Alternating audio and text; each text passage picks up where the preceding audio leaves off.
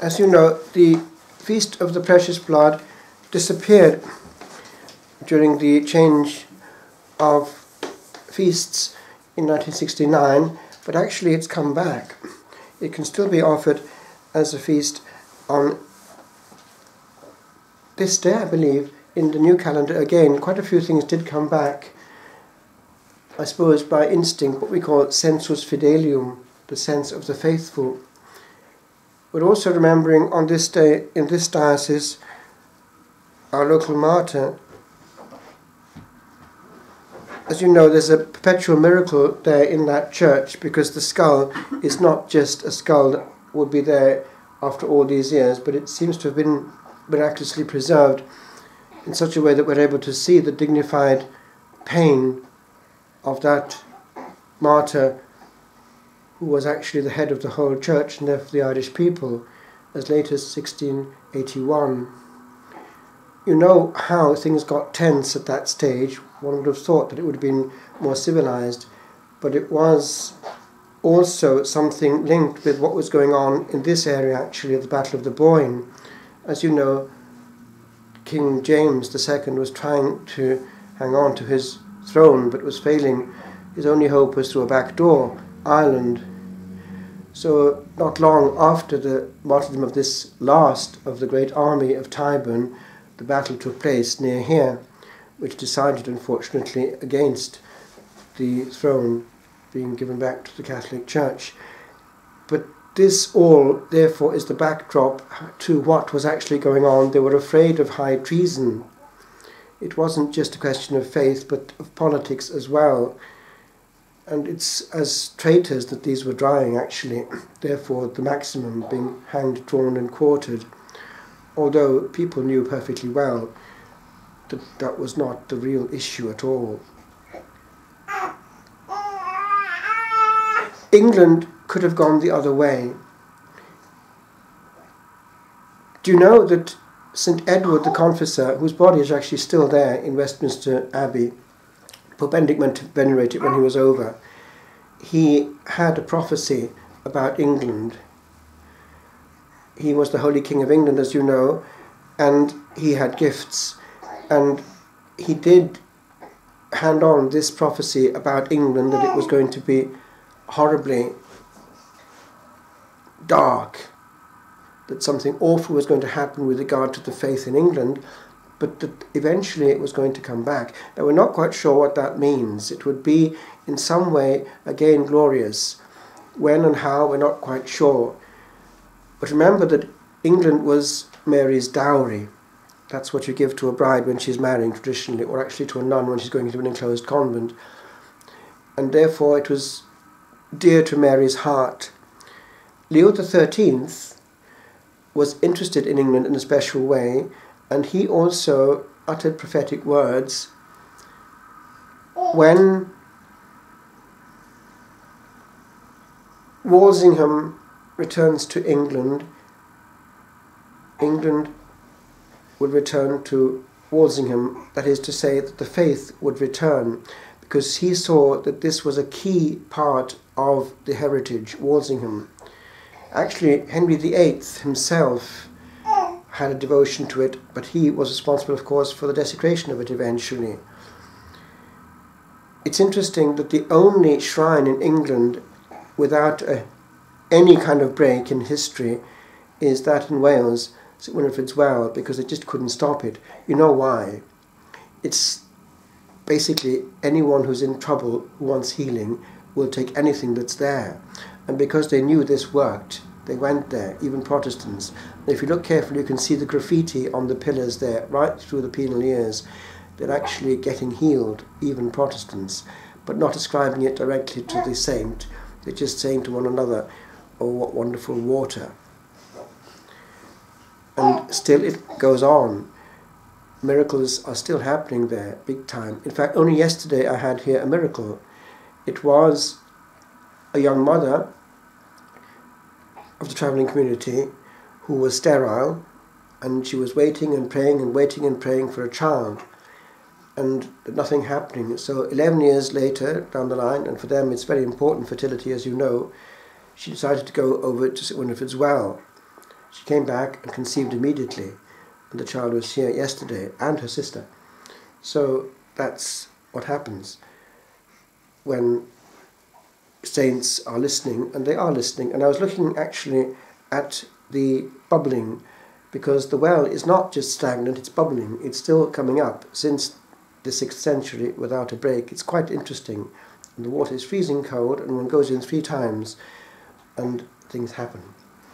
So all that to say that heaven is interested in England, and the pain of the saints, as it were, is great, including this army that went through Tyburn, uniting their blood to the precious blood that we're celebrating on this day.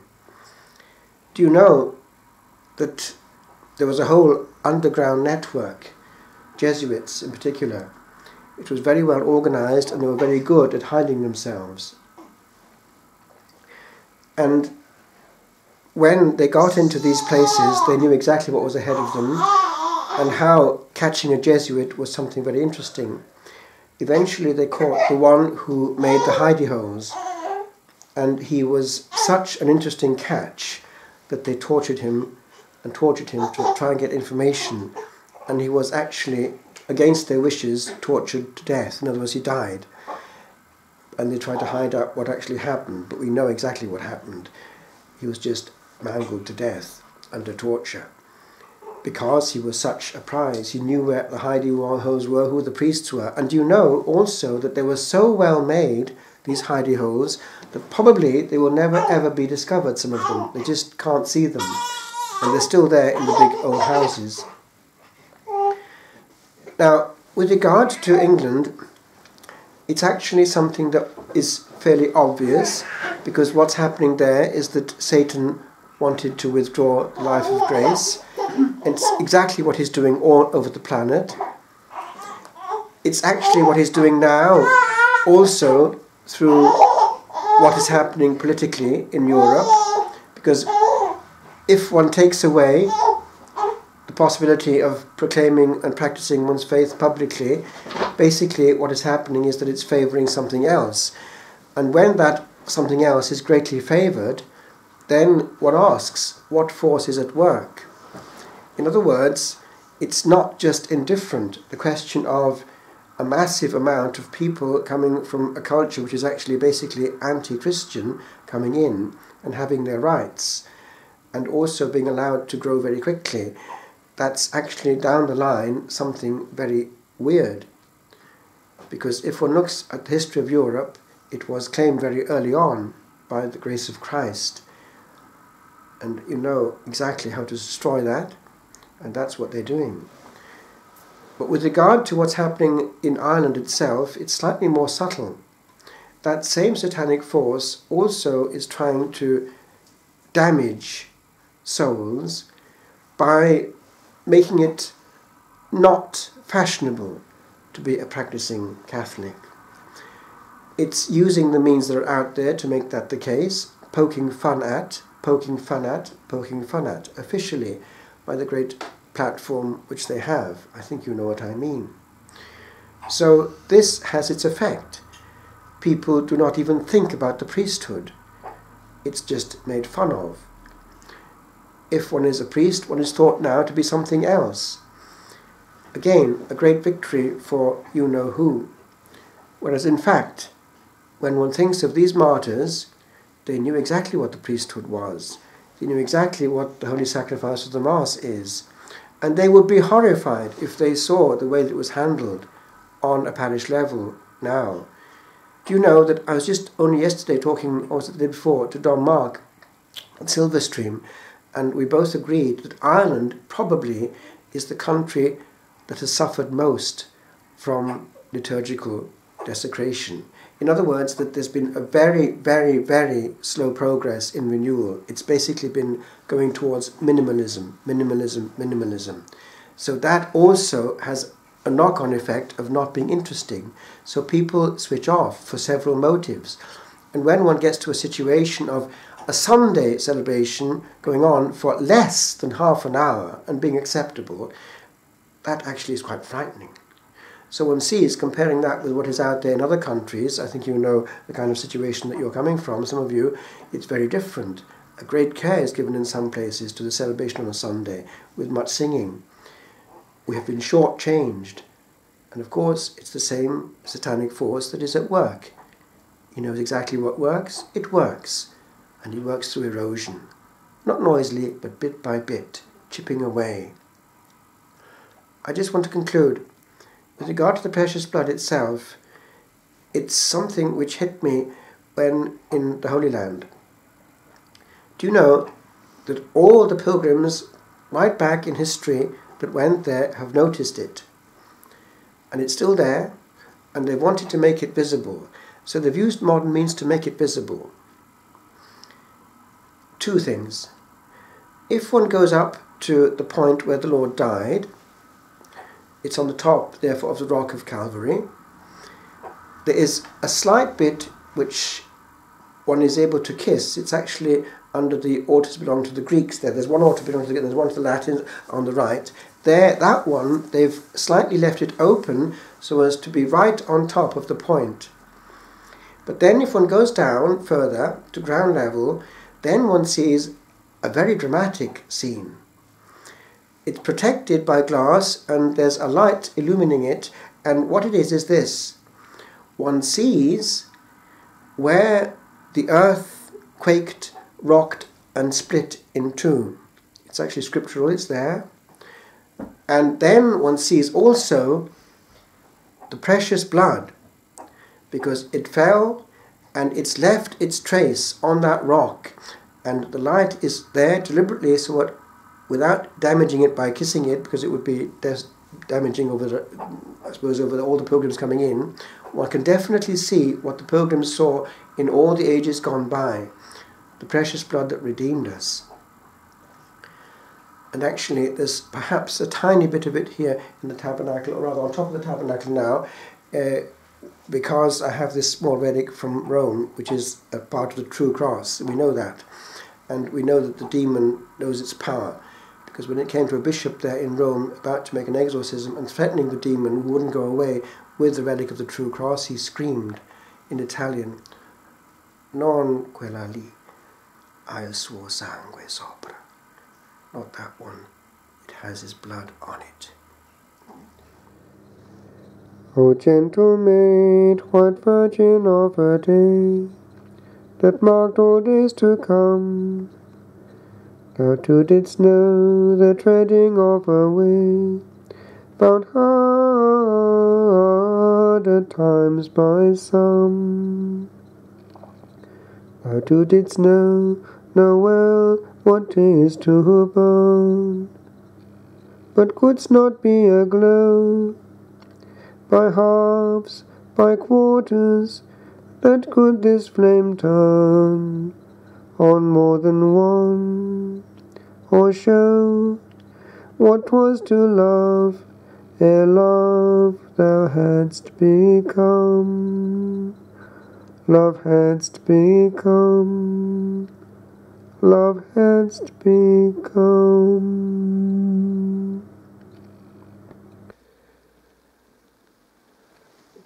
Vorruining was all woin baby ost kind, en dan dros Christe hin, agwen flamois der audas reveth hind, wrth gan in ma bedien. Tibi ost fadlon yng ngharwriaeth lem, a galon na fin roi, I fwyn ag un na bwrw et oeth lem, ar eilin a fain troi, e gremodd I ar y gwrthych mwy a fin, mwy a fin, mwy a fin.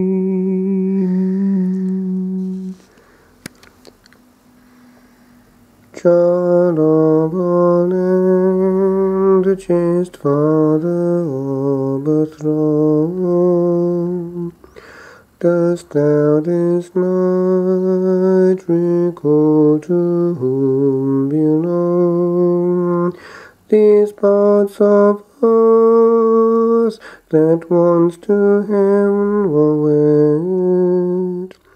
These silent choirs, where once thy feet did tread, dost thou still hear the echo of this pause in ancient song that long flowed tween the pores of heavy stone, where buried lies a while a patient spring, an old familiar smile.